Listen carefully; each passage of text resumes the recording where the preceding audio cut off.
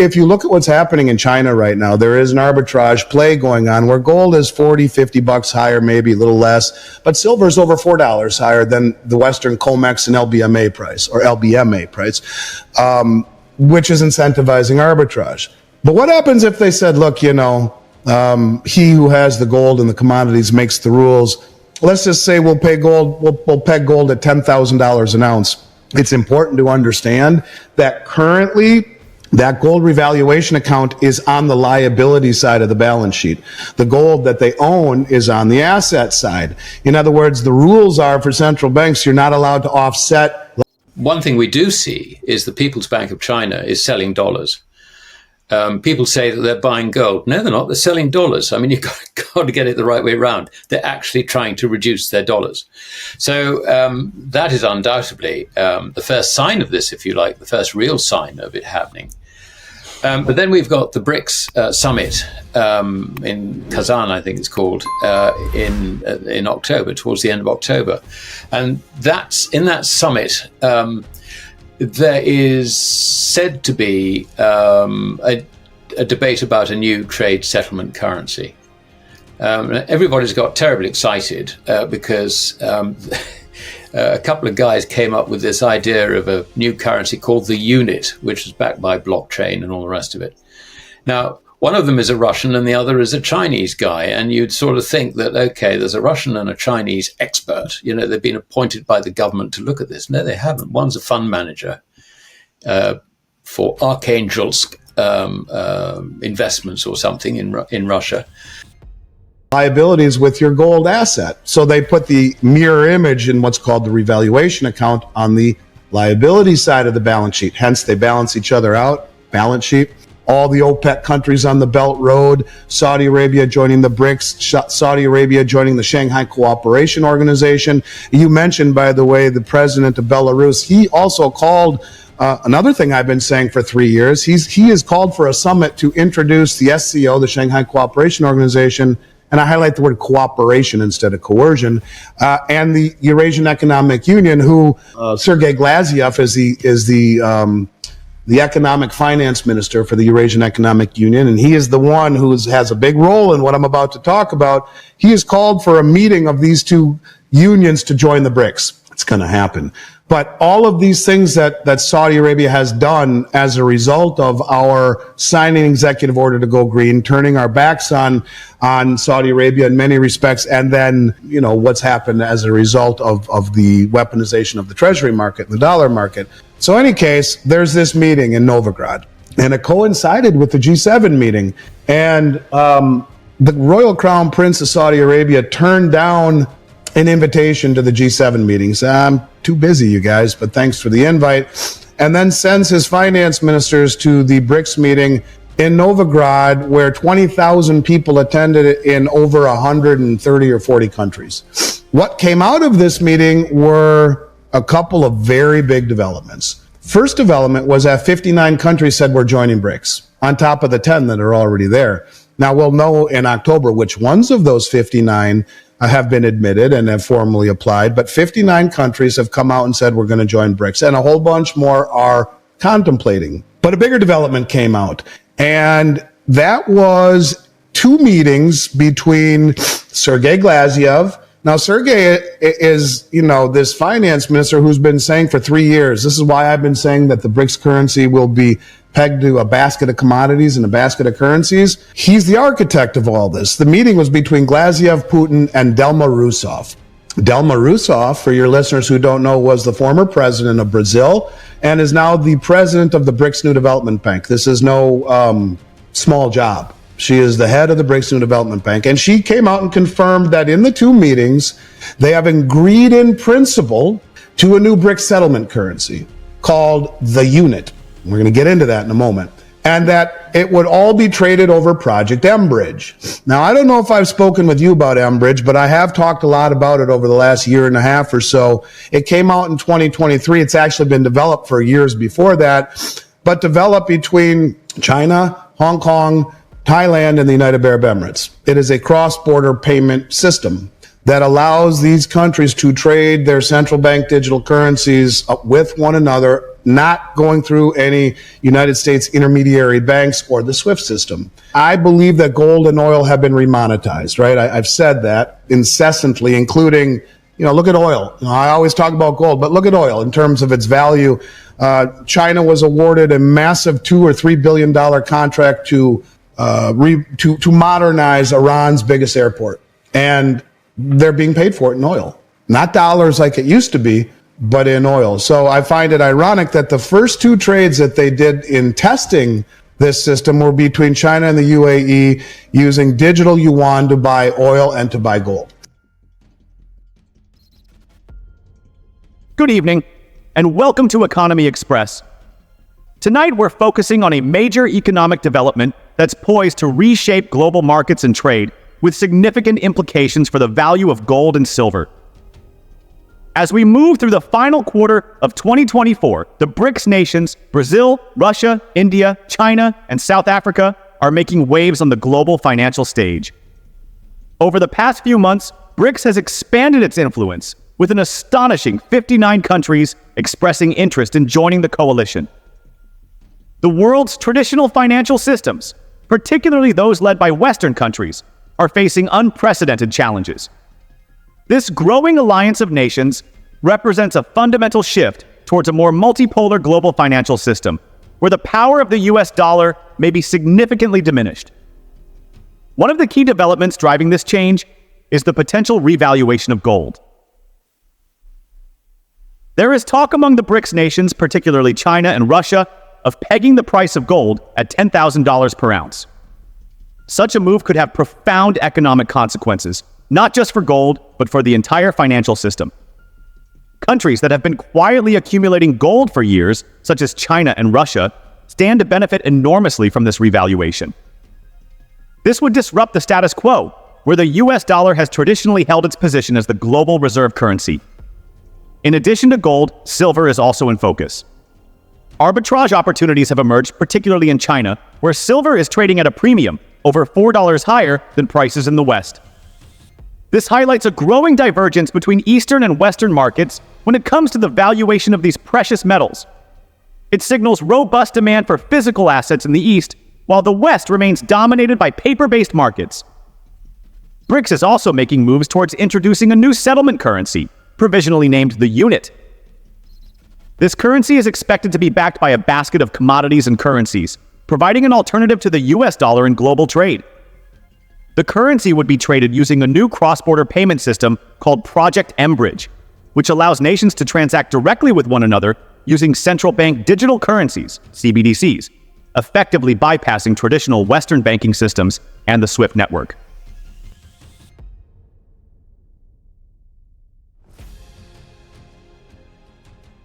Makes it worse for the Americans is that Russia and China have linked together. They are putting together a power base, which is the biggest that the world has ever seen. It will dwarf America. They already have the Shanghai Cooperation Organization, the Eurasian Economic Union. That was a guy called Sergei Glaziev was trying to put together a trade settlement currency for them, and BRICS, and they're queuing up to join BRICS. And this is an interesting one because everybody who's thinking of getting involved in BRICS is equally frightened of what America would do, because America has this history of either calling in debts and creating a crisis or forcing regime change. I mean, the arrogance, if you like, in terms of colonialism or imperialism is probably the better word, is quite remarkable and is backfiring the whole time. I mean, the sanctions against Russia, for example, where they literally made Russia's foreign reserves in dollars and also euros completely worthless. That sort of approach, it just allowed Putin to turn around and tell everybody in what is now being called the global south, look what these guys will do to you. And they all say, yeah, we know it. We don't want it anymore. So, America by its actions is actually destroying its own imperial power. And the interesting thing is that both Putin and Xi in China have just sort of let America tie itself in knots. I mean, why turn around and interfere with someone, who's basically destroying himself? That's where they are. That's what they see.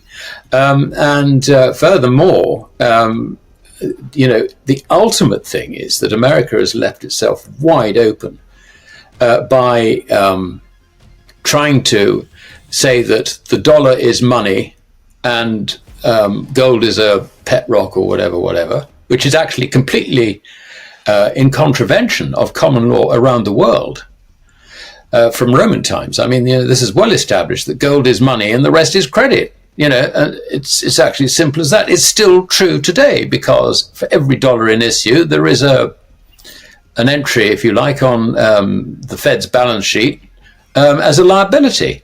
It is counterparty risk. And we have now America in a debt trap, quite simply, a debt trap from which they cannot escape. So, you've got this currency, the world reserve currency, which is based on the faith and credit of the US government.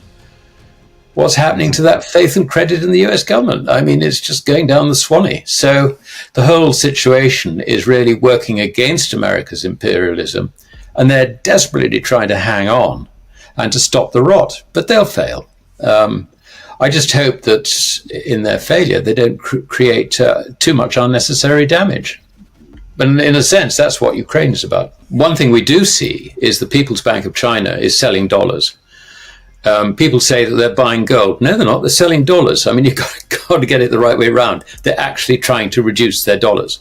So that is undoubtedly the first sign of this, if you like, the first real sign of it happening. But then we've got the BRICS summit in Kazan, I think it's called, in October, towards the end of October. And in that summit, there is said to be a debate about a new trade settlement currency. Everybody's got terribly excited because a couple of guys came up with this idea of a new currency called the unit, which is backed by blockchain and all the rest of it. Now, one of them is a Russian and the other is a Chinese guy. And you'd sort of think that, okay, there's a Russian and a Chinese expert. They've been appointed by the government to look at this. No, they haven't. One's a fund manager for Archangelsk investments or something in Russia.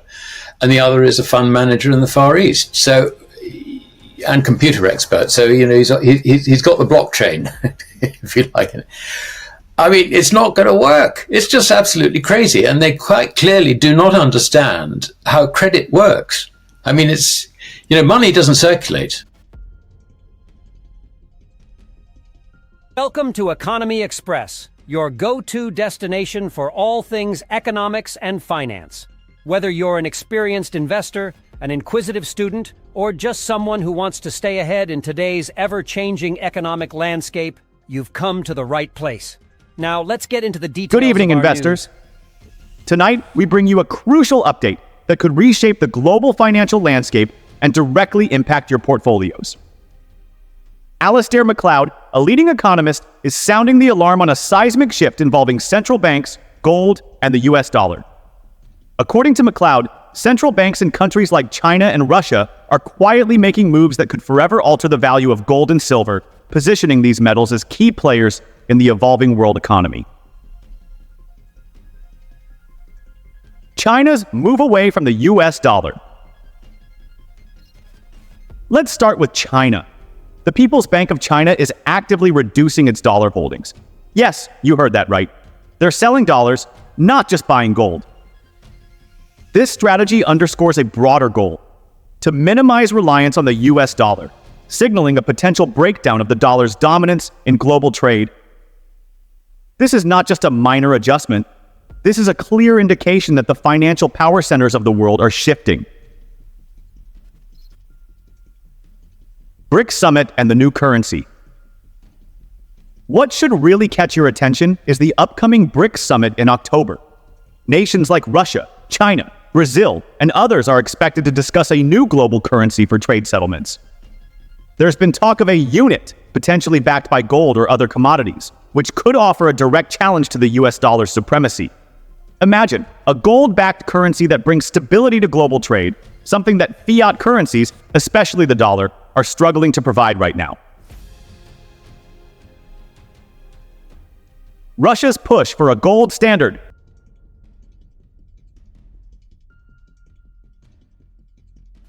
Happening in China right now. There is an arbitrage play going on where gold is 40, 50 bucks higher, maybe a little less, but silver is over $4 higher than the Western COMEX and LBMA price, or LBMA price, which is incentivizing arbitrage. But what happens if they said, look, he who has the gold and the commodities makes the rules. Let's just say we'll peg gold at $10,000 an ounce. It's important to understand that currently that gold revaluation account is on the liability side of the balance sheet.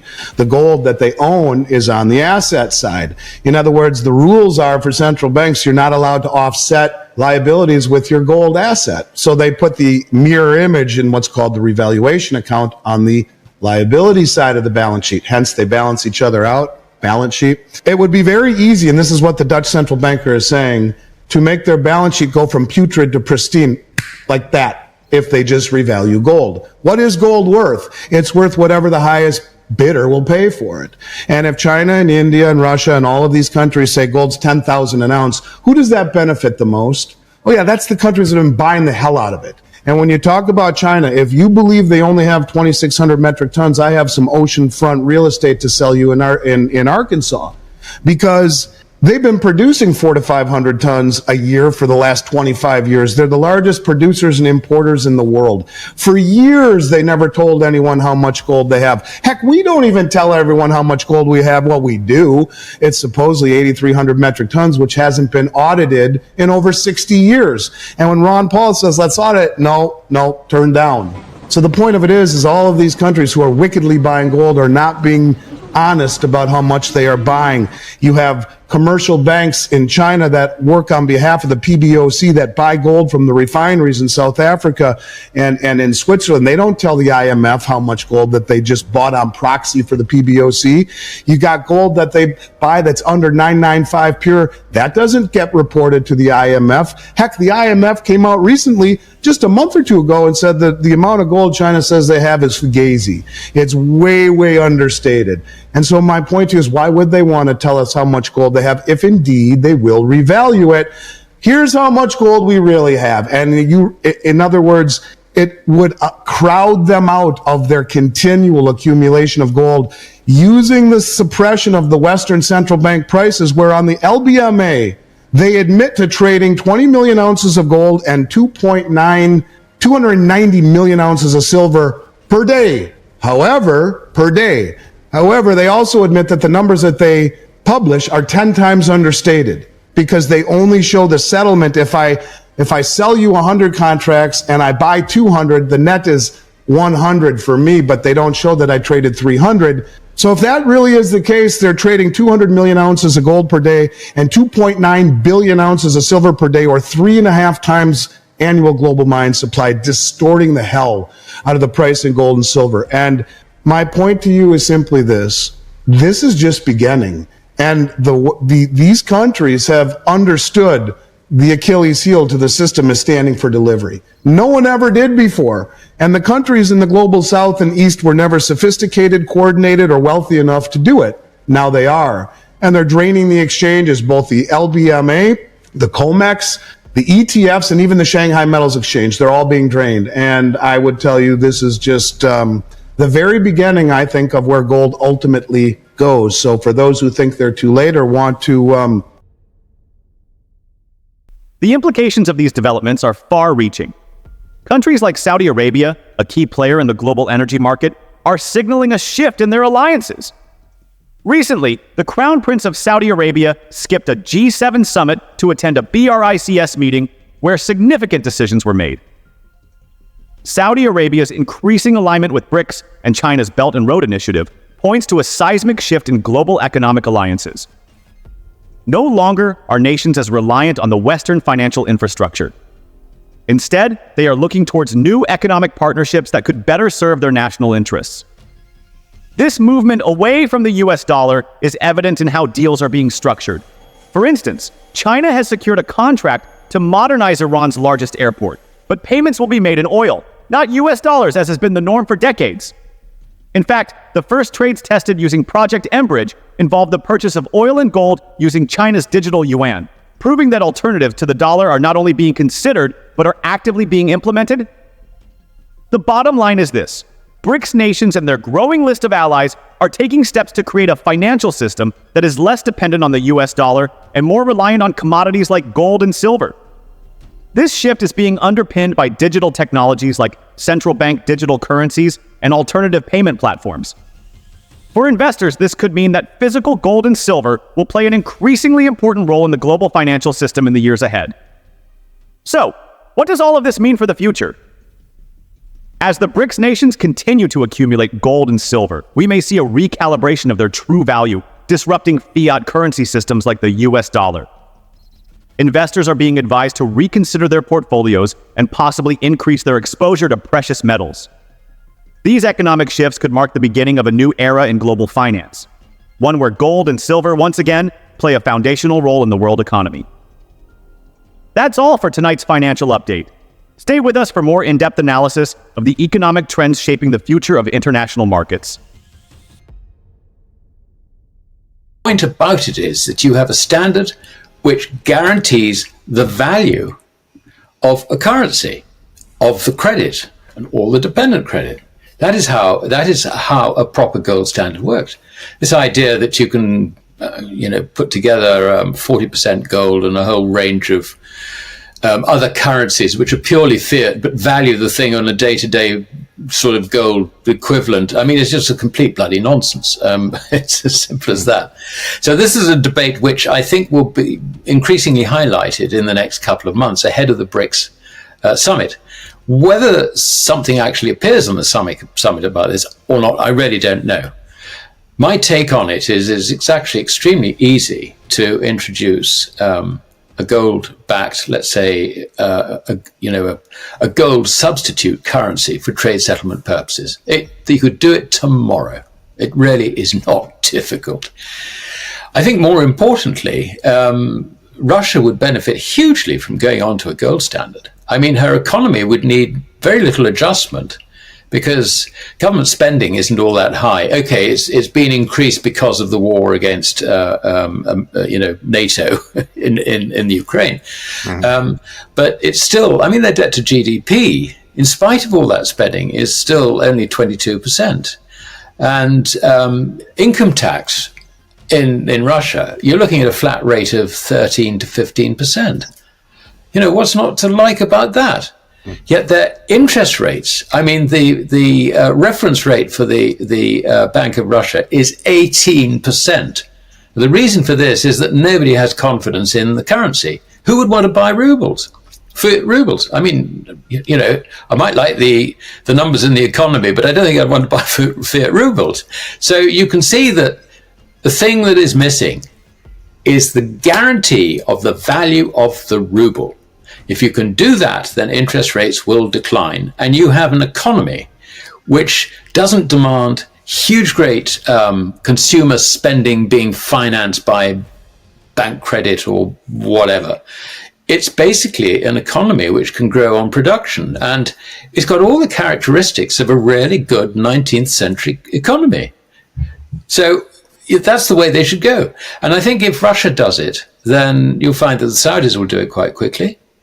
Because they're in a similar situation. I mean, they're selling oil for all these rubbish currencies. Do they really want them? No. I mean, they're being very polite about it, as everybody is, but nobody wants, sort of Egyptian pounds or Iranian rials or Pakistani rupees, Indian rupees. They're all rubbish. And rupiahs from Indonesia. I mean, these are not good currencies, and once you've got them, what do you do with them? There's nothing you can do with them. So a gold standard, I think, is actually the answer, a proper gold standard. And the merit of it is that you could introduce a gold standard without having to have the agreement, unanimous agreement of the BRICS members. You just say to them, look, the facility is here if you want it. You don't have to agree to it. If you don't want it, don't take it.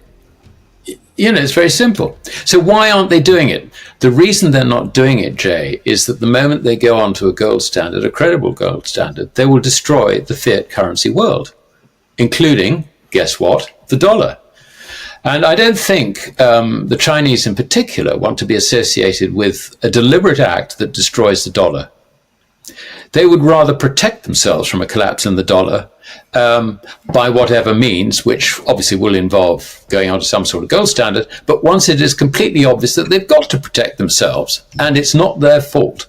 So we're at this transition, and I think it's very important to understand this. Part of what you're talking about, the demise of the American hegemony power, is the currency. The currency is going to collapse because of the debt crisis.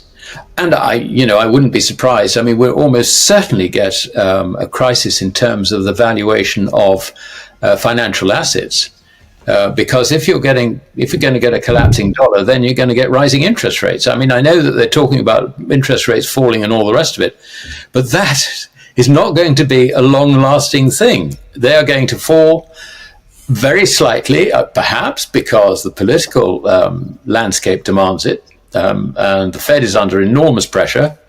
When you see signs of a recession arriving, what do? You reduce interest rates. But in fact, inflation isn't going away. It'll be coming back. The purchasing power of the dollar will decline. Interest rates will have to rise. And then what happens? I mean, Russia, with its low debt to GDP ratio, is in prime position to adopt a gold standard. Macleod argues that this could stabilize Russia's economy, reduce reliance on unstable fiat currencies, and potentially set the stage for other countries, like Saudi Arabia, to follow suit. A gold-backed ruble could be a game changer, not just for Russia, but for global markets. A global shift away from fiat currencies. As Western sanctions push countries like Russia to rethink their financial systems, the US dollar's role as the world's reserve currency is increasingly at risk. More countries are seeking alternatives to avoid the risk of having their assets frozen or devalued. Investors, this is not just a warning, it's a potential turning point. The era of fiat currencies could be nearing an end, making gold and silver the safe haven assets of the future. What does this mean for you? Macleod warns that we're heading toward a global economic crisis. With inflation on the rise and the value of the dollar set to decline, interest rates will inevitably spike, potentially leading to a collapse in financial assets. Now is the time to rethink your strategy. The resurgence of gold and silver as fundamental parts of the global financial system is becoming more than just a possibility. It's becoming a reality.